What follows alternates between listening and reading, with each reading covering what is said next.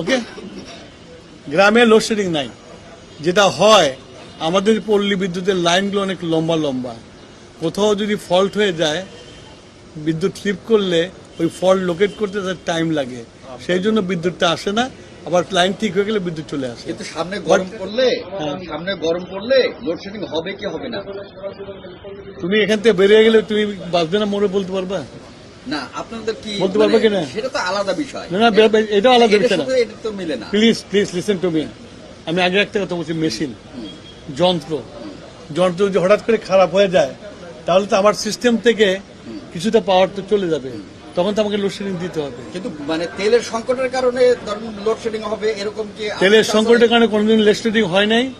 আমার যেটুকু লোডশেডিং হয়েছিল তখন যন্ত্রের জন্য হয়েছিল, সেগুলো আবার ফেরত আসছে, এখন ঠিক আছে।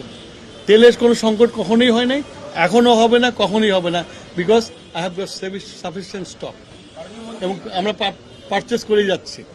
আজকে আমাদের এই 2026 সালে ডিসি কনফারেন্সে আমরা আমাদের জ্বালানি এবং বিদ্যুতের যে পরিস্থিতি সেটা তুলে ধরলাম এবং আমাদের জেলা প্রশাসক সাহেবদেরকে যে কিছুদিন আগে